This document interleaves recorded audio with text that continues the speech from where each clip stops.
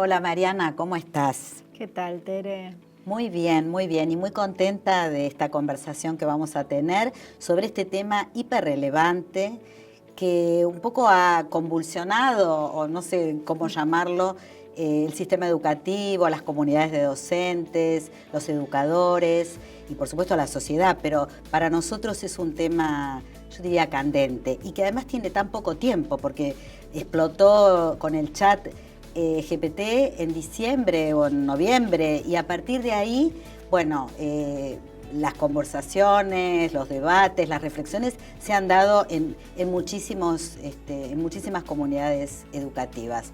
Así que bueno, me gustaría charlar con vos, tener tu opinión. ¿Cómo ves la relevancia o diría yo el impacto de la inteligencia artificial generativa en el contexto actual, en el escenario de la región, de Argentina, de la educación, del sistema educativo? Bueno, gracias por esta pregunta, ¿no?, tan importante. Yo creo que hay que tomarlo muy seriamente. Creo que estamos en presencia de un cambio de época. Suelo decir que al sistema educativo le cuesta bastante reconocer las tendencias culturales emergentes. Se toma su tiempo e incluso a veces solemos decir, no lo vimos venir, ¿no? De alguna manera pasó con Internet en el cambio de siglo. Esa generalización de Internet tardó bastantes años en ser reconocida en su alcance desde el sistema educativo, desde las políticas educativas, desde la docencia, desde nuestras prácticas de la enseñanza. Todo lo que son procesos de virtualización vinculados, por ejemplo, a campus, que en las universidades tenían su presencia desde hace décadas, sin embargo, no tenían una pregnancia tremenda en todos los niveles y llegó la pandemia y también parece que uno podría decir, no lo vimos venir. Sin embargo, creo que este es un momento muy interesante para decir, bueno, esto estaba en las conversaciones desde hace décadas, estaba en la ciencia ficción, todos veíamos como algún tipo de inspiración en situaciones donde había interacciones con inteligencia artificial. Ahora, a partir de noviembre, diciembre del año 2022, como decís, empieza a explotar en términos de estas interfaces mucho más amigables, por llamarlas de alguna manera. Y se están dando discusiones en términos educativos, pero yo creo que no del alcance de las que necesitamos tener. Entonces me parece que es el momento para decir, esto es relevante, esto hay que tomarlo seriamente. Los estudiantes probablemente sean quienes están registrando de una manera más intrépida todo lo que está pasando y están empezando a jugar y experimentar cuando tienen acceso, y creo que sobre todo en lo que refiere a las políticas, a las instituciones y a la docencia, es el momento de decir, sí, esto está pasando, preguntarnos qué vamos a hacer, desarrollar una perspectiva crítica, pero también poner manos en la masa y empezar a experimentar. No vamos a poder decir que no lo vimos venir. Es muy interesante, Marian, esto que decís, porque pone a los equipos docentes, a las prácticas educativas, también en un lugar de experimentación, de laboratorio, podríamos decir, necesario para probar, para hacer carne, ¿no?, de todo esto y no mirarlo desde afuera. No podemos mirarlo desde afuera. Yo desde hace ya bastantes años vengo planteando que las prácticas de la enseñanza tienen que reconocer los movimientos de la historia, ¿no? Y eso incluye tendencias culturales emergentes que en esta época tienen que ver con las tecnologías de la información y la comunicación, es un hecho. Esos emergentes cambian muy rápido y a nosotros a veces ese cambio rápido nos cuesta. Entonces, lo que vengo sosteniendo es casi tenemos una suerte no diría de obligación, un compromiso desde la docencia, que es comprender las tendencias culturales, experimentar con ellas en el seno de nuestras aulas y hacer lo que denomino didáctica en vivo, porque una vez que uno hizo ese juego de poner en práctica, documentar, analizar, construir conocimiento didáctico nuevo, las tendencias siguen cambiando. En la pospandemia lo que tenemos claro es que cambia mucho más rápido. Entonces, este juego de poner las manos en la masa quiere decir entender el alcance de lo que está pasando. Tiene que ver con leer, con entrar en los debates, con discutir, hay muchísimo en las redes, pero también decir, de todo esto, ¿qué puedo poner en juego hoy? nos pega directamente en nuestras formas de evaluar, que siguen siendo muy clásicas. Entonces, ¿por qué no empezar a experimentar ahí, no? ¿Por qué no decir, bueno, muchos estudiantes ya están viendo que pueden contestar con el chat GPT algunas de las evaluaciones que les tomamos, podría hasta decir la mayoría. ¿Por qué no lo ponemos nosotros sobre la mesa? Estas formas todavía cometen muchos errores, trabajan con ciertas informaciones que no necesariamente tienen la precisión de lo que requerimos nosotros a la hora de juzgar el aprendizaje. Entonces uno puede construir ahí algo muy interesante, decir, bueno, ¿qué contesta el chat? ¿Qué contestan ustedes con lo que saben? ¿Cómo ajustamos? ¿Qué aprendemos de un lado? ¿Qué aprendemos del otro? Cuando hacemos esto, la configuración didáctica, como decía mi maestra Edith Litwin, no es la misma. Entonces tenemos que mirar esta escena de una práctica de la enseñanza distinta, documentarla y con esa documentación conversar con nuestros colegas, discutir con las autoridades, pensar líneas de política educativa. Ese es un movimiento muy interesante, es casi una suerte, como diría Lila Pinto, de hackeo. Y ese hackeo puede llevarnos a un lugar mejor. Vos traes esta idea de Lila de hackeo. También hablaste, y me gusta esta idea de trabajar con otros, de poner en cuestión, pero poder compartir y co-crear de alguna manera experiencias, iniciativas de las prácticas educativas, porque es un momento de esta experimentación donde necesitamos también chequear, poder acompañarnos en este proceso, porque a algunos docentes y a algunos profesores, maestros, les da miedo todo este movimiento. ¿Cómo lo ves? Creo que ahí se dio algo muy interesante en la pandemia, ¿no? Yo creo que la pandemia, con todo lo que tuvo de sufrimiento, de dolor, de escenario complejo a la hora de encarar la práctica de la enseñanza en situaciones de aislamiento y distanciamiento social, lo que dejó sobre la mesa es una fuerza enorme en términos del colectivo docente. Yo, con tantos años de tecnología educativa encima, nunca había visto tanta gente hablando sobre cómo hacer las cosas en el aula, cómo reinventar, qué cosas estaban funcionando. Vos misma alentaste esas conversaciones, participamos de diálogos de todo tipo. Y ahí muchos docentes que, incluso estando en la misma escuela, no se conocían, se descubrieron y entendieron que podían llevar adelante prácticas de la enseñanza más compartidas, más colectivas, mejor articuladas, más integradas.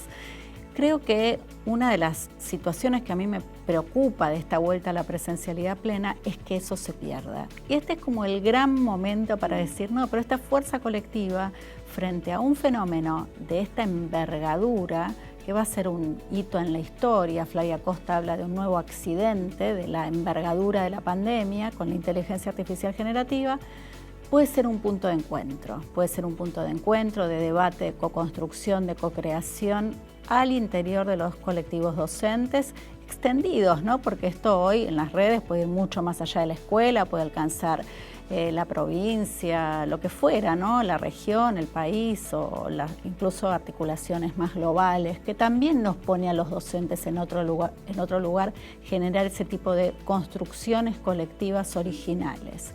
Ahora, creo que hay otro aspecto del codiseño que me interesa mucho y tiene que ver con que la escuela sigue como muy atrapada en una lógica que tiene que ver con la transmisión del saber que está construido antes de que el acto pedagógico ocurra.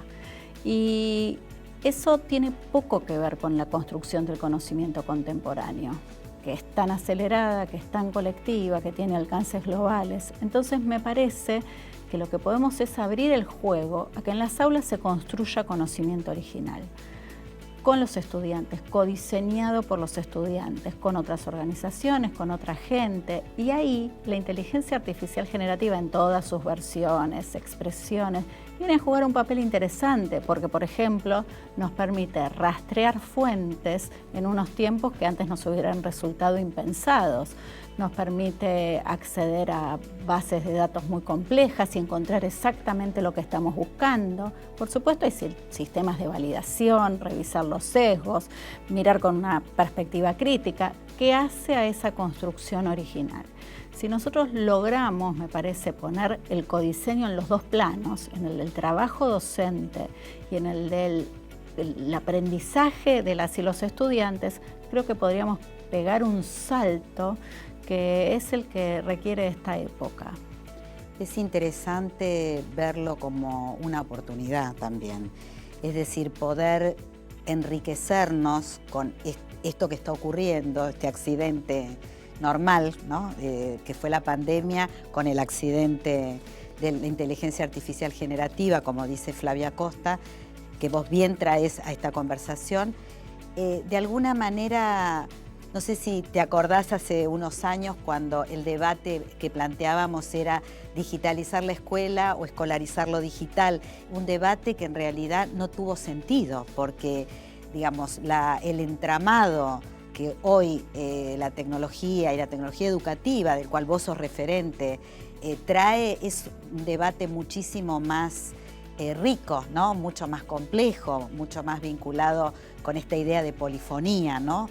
Que cuando comentás esta cuestión que me parece tan, lo voy a decir, tan linda, tan generosa de poder ver las prácticas de la enseñanza desde este lugar de codiseño, de trabajar con otros, volvemos a estas cuestiones de comunidad y cómo pensar, ¿no? la escuela, cómo pensar el sistema educativo. Y en relación con tendencias a futuro, pusiste, ¿no? el foco en que esto pueda, a partir de la pandemia, este hito, que podamos, yo diría, quedar como buenas prácticas, ¿no? Que esto no sea en vano, de alguna manera. ¿Cómo lo ves? Ahí me parece, Tere, que el desafío más grande que tenemos ahora es meternos a entender este fenómeno, ¿sí? Para eso, de nuevo, jugar, experimentar, co-crear, pero además entender que las categorías que tenemos previas a este suceso no necesariamente van a alcanzar. Y lo planteo porque en estos días escucho bastante, no solo en el ámbito de lo educativo, sino también en otros ámbitos, decir, bueno, es una herramienta más, ¿la podemos usar o no la podemos usar? Bueno, depende, es un medio, depende cómo se use. Y bueno, si a los estudiantes les gusta y van a estar más motivados.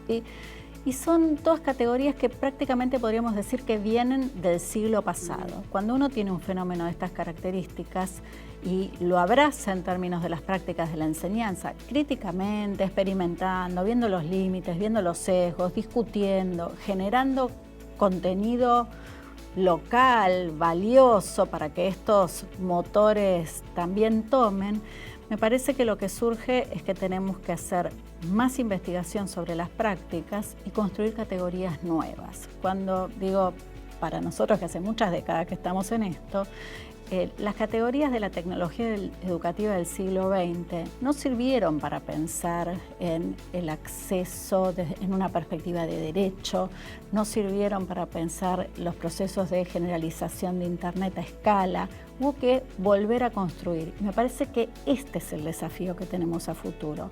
Hay un desafío vinculado con la práctica de la enseñanza que hacemos con esto, pero hay un desafío que está como en otro nivel que tiene que ver con cómo vamos a entender esto desde una perspectiva educativa. Y yo creo, de nuevo, que lo que sabíamos antes no alcanza y que tenemos que abordar esto como un problema de conocimiento, ¿sí? Que tiene un atravesamiento político, como tiene el conocimiento, que tiene un atravesamiento cultural y que nos tiene que poner en otro lugar en términos de docentes a la hora de no solamente hacer la práctica, sino construir sobre la práctica conocimiento original. Acá traes otro tema que me parece sumamente importante, que en el comienzo de la charla trajiste vinculado con la pandemia, que es el lugar de los centros de investigación, de las universidades, y me gustaría una reflexión también tuya, ¿cuál podríamos pensar que es el papel de las universidades, de la educación superior, de los centros de investigación, en todo este debate y en este nuevo ecosistema, podríamos decir, vinculado con las tecnologías? Porque esta idea que traes, voy a tomar esto porque me parece muy piola, de ver, digamos, del desafío, lo voy a plantear en estos términos, de mirar los nuevos problemas no con los viejos anteojos. Entonces, ¿cómo ves, cómo visualizás, cómo imaginás que esto puede impactar en nuestras universidades, en nuestros centros de investigación? La realidad es que ya nosotros estamos viendo hoy tesis que empiezan a tomar este tema, por ejemplo, entre sus recortes de objeto, problematizaciones, me refiero a tesis de posgrado. Hay programas de investigación que están poniendo estas cuestiones en la agenda y hablo sobre todo de los proyectos de investigación en educación y en el ámbito de la tecnología educativa. La red de cátedras y equipos de tecnología educativa del país, Red TEAR, de las universidades del país, tiene este tema en la agenda y lo va a abordar en términos de proyectos de investigación que son articulados entre las universidades nacionales. Entonces creo que este tema empieza a estar en la agenda y creo que es totalmente crítica la articulación entre los diferentes niveles del sistema. Y acá, Tere, quiero probablemente hacer un subrayado. Cuando hablo de didáctica en vivo y hablo de experimentación, me parece fundamental que esto también pueda ser puesto en sintonía con lo que sucede en los institutos de formación docente de todo el país. Creo que no hay mejor lugar donde incubar, por ejemplo, en este momento, proyectos para las prácticas de la enseñanza que incluyan derivaciones de la inteligencia artificial generativa, con estos docentes en formación, que en definitiva son los que van a tener que vivir en este mundo atravesado por la inteligencia artificial. Y creo que si institutos, universidades, sistema educativo donde se realizan las prácticas, pueden encontrar articulaciones, diría bastante urgentes respecto a este tema, para poder incubar, modelizar, experimentar, diseñar, prototipar, creo que vamos a estar mucho más fuertes a la hora de encarar proyectos de inteligencia artificial generativa. Fuertes en términos didácticos, pero fundamentalmente didácticos con un alcance, casi diría epistemológico, vinculado a cuáles van a ser las formas en que se va a construir el conocimiento en las próximas décadas. Como nuestros estudiantes van a ser parte de este mundo en las próximas décadas, como trabajadoras, como trabajadores, entonces creo que es crítico empezar a hacer hoy estas articulaciones. Yo tengo una posición, decir, creo que en este momento tenemos una cierta urgencia. Tere, viste que siempre nosotros solemos decir, tomémoslo. Prudencia a veces. Sí, prudencia, tengamos, y creo que hay que tomarlo con mucha prudencia, pero no el desafío de experimentar, construir. Porque si no, digo, todo nos va a caer y vamos a decir, bueno, no pudimos tomar decisiones, no pudimos porque estábamos mirando para otro lado. No podemos hacer eso. Yo diría, ¿no? Una preocupación que muchos educadores transmiten es si esto va a implicar un cambio en sus roles, en su tarea, en su función. ¿Va a cambiar la profesión docente con esta inteligencia artificial? Tere, desde hace mucho tiempo solemos pensar que la tecnología educativa es la amenaza y que nos va a reemplazar, y todavía seguimos acá, ¿no? Plantados con firmeza y ojalá cada vez más firmes. Entonces, me parece que es un tema de punto de vista. Cuando nosotros decimos nos va a reemplazar, decimos puede llegar a reemplazar ciertos aspectos de nuestra profesión que tienen que ver, por ejemplo, con la exposición. Cuando uno dice, expongo, la mayor parte de lo que sucede en la vida del aula en muchos casos sigue siendo la exposición. Y vos decís, bueno, la exposición ya se puso en tensión durante la pandemia, ¿no? Porque las clases quedaron grabadas y lo que advertimos es que nuestros estudiantes muchas veces prefieren verlas grabadas porque las pasan más rápido. ¿Sí? Incluso hay algunas investigaciones que dicen que las ven a una velocidad de 1.7 y ese es el punto de comprensión. Si la pones a 2 parece que no entendés. Qué fuerte, pero a 1.7 entendés. Entonces, hay algo de ese modelo que nosotros ya sabíamos que teníamos que cambiarlo antes de que llegara la inteligencia artificial. Ahora bien, en el inicio del cuatrimestre, en nuestra materia Educación y Tecnologías, en la carrera de Ciencias de la Educación de la Facultad de Filosofía y Letras, les dijimos a nuestros estudiantes, fíjense lo que puede hacer el ChatGPT. Vamos a preguntarle qué nos puede decir respecto de la tecnología educativa y cómo generar prácticas que reconozcan este campo y qué cosas podríamos hacer. Y lo hicimos en vivo con nuestros estudiantes en la primera clase. Y las preguntas del chat eran bastante buenas, ¿sí? No eran las preguntas sofisticadas conceptualmente, pero podríamos decir que eran propias de lo que se podría necesitar saber para aprobar un examen convencional de tecnología educativa. Entonces dijimos, bueno, ahora que está todo esto develado y está claro, la pregunta es, ¿para qué vamos a venir todo el cuatrimestre? ¿Qué tenemos que hacer nosotras como equipo docente para que se justifique nuestra presencia acá? E hicimos cosas que no puede hacer ningún ChatGPT. ¿Sí? ¿Puedes dar ejemplos? Claro, construimos, por ejemplo, construimos una experiencia donde estábamos mucho en la calle, en los museos, trabajando con artistas, trabajando con otras universidades. Estuvimos en la Universidad Nacional de Quilmes, hicimos talleres que tenían que ver con visiones de futuro, con articulaciones complejas a la hora de construir el conocimiento y dimos mucho tiempo a la construcción creativa de nuestros estudiantes, colectiva y además con sistemas de etiquetado que nos dejan muy cerca de lo que puede hacer la inteligencia artificial generativa con la idea de alimentarla. Entonces, cuando terminó y frente a tanta construcción original, intensidad, trabajo colectivo, articulación con otras organizaciones, todos estuvimos de acuerdo en que la experiencia había valido la pena y que no se podía replicar de otra manera o por otro camino. Entonces me parece que ahí aparece el desafío también en el que nosotros podemos reimaginar mucho de lo que hacemos en un sentido más contemporáneo. Y cuando digo más contemporáneo, digo más inclusivo, porque lo que es anacrónico no incluye, Tere. Entonces, el problema es cómo nosotros nos ubicamos como diseñadores de una práctica que tenga sentido frente a estos desarrollos. Que los incluya, sí, que los discuta, sí, que los tensione, sí, que se alimente en muchos casos de esto, habida cuenta de toda la mirada crítica respecto de los sesgos, de las situaciones de extracción, como dice Kate Crawford, sí. Pero me parece que eso nos pone en un juego distinto y es un juego que como trabajadora yo siento que me puede llevar a un lugar muy interesante y potente, como suelo decir, de enseñanza poderosa.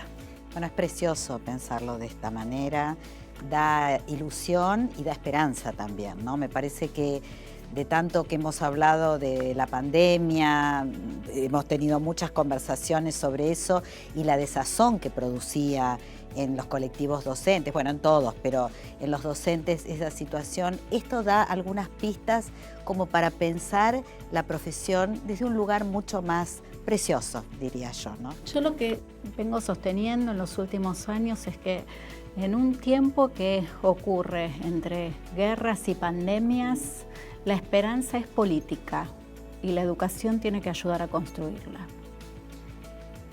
No, creo que no hay mejor final que este, ¿no? Para esta entrevista. Quería preguntarte si hubo algo que quedó en el tintero y que te gustaría compartir y traer a esta charla. Lo dejo a tu criterio. Me parece que en sentido estricto lo único que importa es la inclusión. Que les demos a nuestros estudiantes las mejores posibilidades para vivir en un mundo que sea mejor que este.